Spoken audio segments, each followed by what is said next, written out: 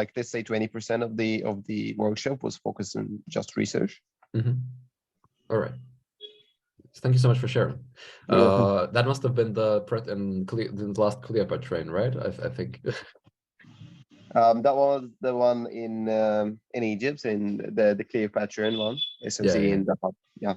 Yeah. Okay. Thank you so much for sharing. So yeah, that is the professional and research exchange training.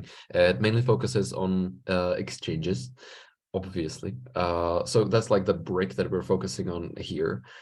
So as you remember the bricks that we did, so this concrete gray brick is the research exchanges, or the exchanges one. And here in this workshop, we come together with Scopy and we teach people about exchanges. Actually, I recently had the opportunity to like talk to someone who wanted to SCORI activate their NMO, and I was like, okay, like I'm gonna get you in contact with the RAs and everything. I'm just gonna like give you an overview of how do the exchanges works. And after like an hour of explanation, I was like, wait, what we do is actually so complicated. Like the way we like sign contracts and have this database and everything, like it is actually very complicated what we do, even though living in it, it doesn't seem that way. So having these professional research exchange trainings is, I would say, the best way to like learn all about exchanges, all about the ins and outs, everything that is related to exchanges, and it contributes to the sustainability of our exchanges program. So that's why it's the most organized workshop out of any of the ones that we're going to be talking about. Every year there's like 15 of them. It does focus on research a little bit as well, but not necessarily that much. I didn't add the research brick here, but you can think of like a little research brick. All right, the next one, the training new exchange trainers, also focuses on exchanges. However, it also has this dark reddish brick of trainer skills. So this is a workshop that combines learning about exchanges and learning about training skills. So naturally, you want to kind of nail the workshop in the same time frame. So you're going to need to sacrifice something. You can't focus on exchanges nearly as much as in Pret, because you also need to fit in the trainer skills. In order to do that, for this workshop, you ideally want to have people who already have experience in exchanges, who have been national officers, or at least have like a few terms of being local officers, etc. And the outcome of this workshop isn't to teach people about exchanges, like, okay, I'm going to give you all this information about how exchanges are working. The outcome is to create people who then become trainers themselves, and then they train more Prets, especially, and more TNETs. So again, this contributes to the sustainability and to the sustainability of the Prets and of the workshops themselves. The most recent TNET that we had was just like 2 weeks back in Estonia in the pre-March meeting. And in order to graduate a TNET, you need to fulfill several requirements. You need to create a mini training during the a simulation training during the workshop itself, and then you also need to do a graduation training. So that's one way to like test out if you learned how to not only know about exchanges, but how to pass on the knowledge effectively. All right. Sorry for the coughing. Now we're gonna, or if there's any questions regarding or disputes regarding these exchanges workshops. I assume they're a bit more clear than the research ones, but feel free to ask.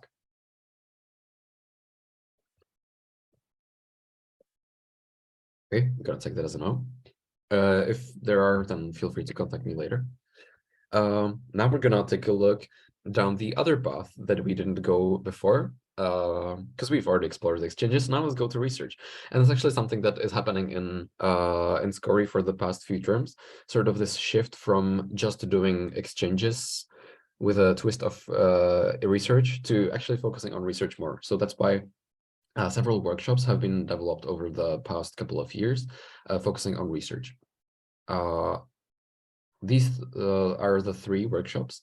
It's the research camp, the READY, which stands for this long thing, and it's not that important to remember what it stands for: research, education, advancement, and development for youth. And then the latest one is the TNRT, the training new research trainers. So these 3 obviously focus on research education. Now, addressing the differences between them. So research camp is generally longer than Ready or TNRT. It can take 4 or 5 days. So it's longer than the standard workshops. That's why oftentimes it's organized on its own, not as part of an SRT with 5 other workshops. Or it's not organized as part of a pre-regional meeting or a pre-GA.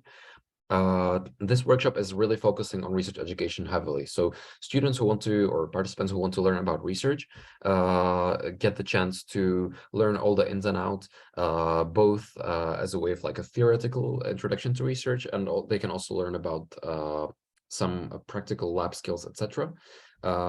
These workshops are very nice if they're organized in collaboration with some externals, perhaps, because oftentimes there's professors, local research facilities that are interested in collaborating on creating this research camp.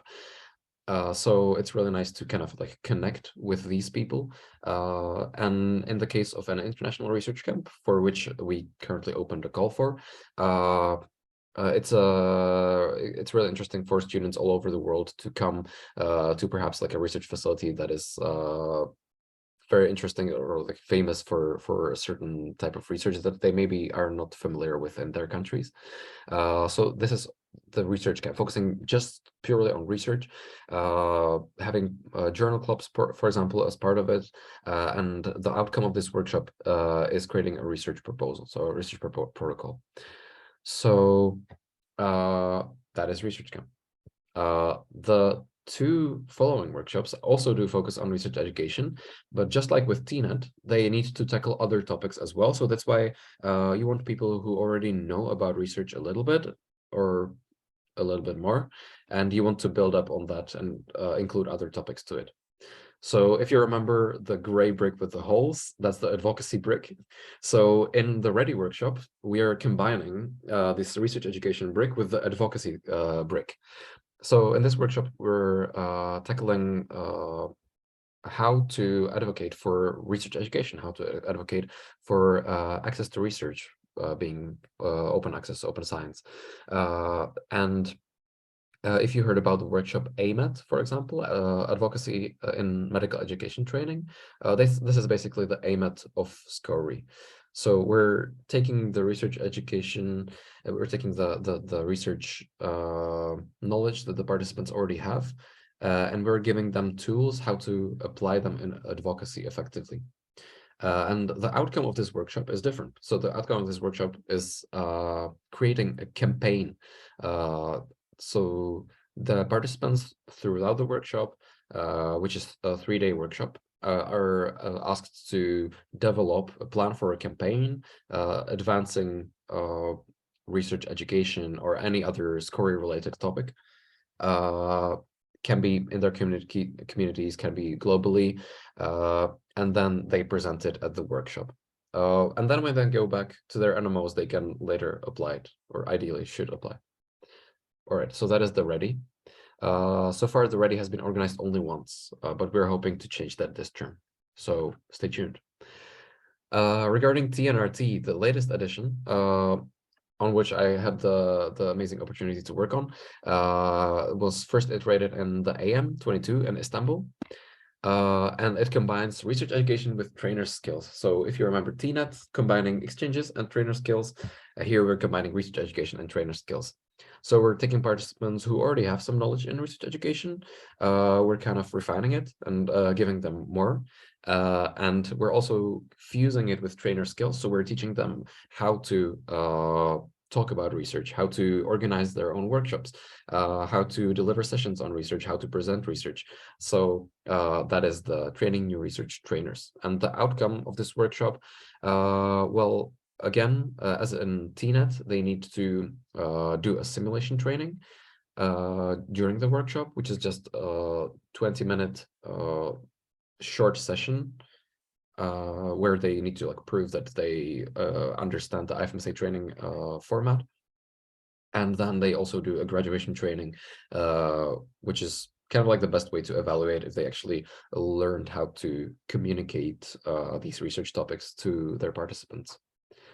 Okay, any questions on these workshops? I tried to make this like kind of visual with the bricks. I hope it's obvious, but we're starting a Scori CB newsletter soon, and we're gonna have a graphic outlining this for you to refer to later on. So I hope that will help as well.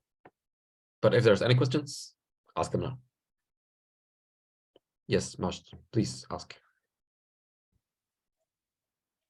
Yeah, I just had a question for the research camp. You said that there's an international one. So when is it, and where can we apply? Oh, for sure, for sure. Thank you so much for the question.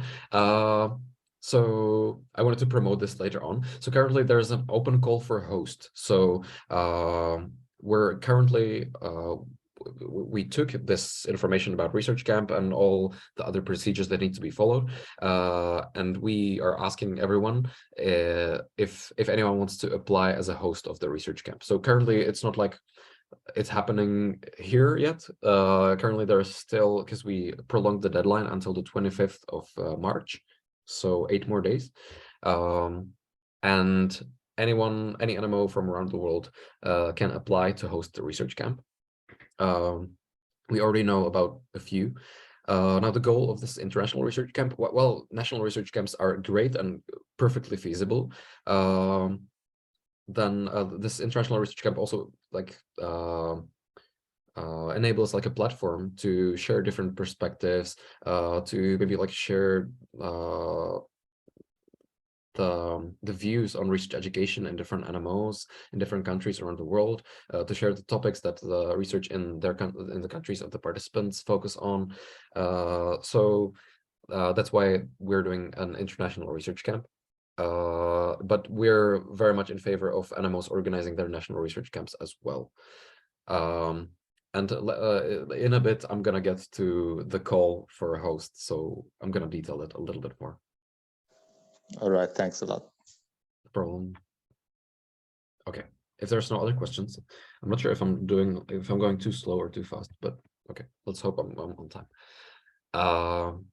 So next up, let's get to how do we actually build a workshop. Like, we've talked about all these different workshops, but now let's organize one.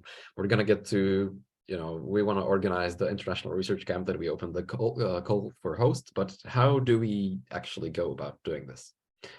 So for this, we need to think about how the workshops are regulated. In IFMSA, we have these bylaws, regulations, etc., etc. It's not necessary for you to know necessarily all constitution, bylaws, all Scori regulations, but it's important to know that if we are organizing a workshop, which is recognized by IFMSA, so it's happening in pre-GA, pre-RM, it's happening in an SRT, and you're inviting people through Scori survey, etc., then it needs to follow these regulations. And actually, since this March meeting, if you want to organize an IFMSA recognized workshop, it needs to have regulations. So it's required by the capacity building regulations. So that's something to bear in mind, that there's some rules for these workshops to be followed. So the two documents that outline how the workshops should look like are Scori regulations. They have annexes to them. So in the end, there's like always like an annex on TNRT, and you can read up all about TNRT. That's basically the relevant part for you. You don't necessarily need to go through the entire Scori regulations. Well, they're of course very useful for you as a notary, for example, but they don't talk about the TNRT, except for the annex. And then there's the capacity building. This is an old screenshot. So internal operating guidelines, that's how it was called until this GA. In this GA, it was voted to be renamed to capacity building regulations. So to make it, I guess, easier right now. So that's the other document. So which outlines the way workshops should be proposed, that SRTs should have budgets, etc., etc. So I'm gonna kind of like source from these documents and show you what you need to do in order to build this workshop.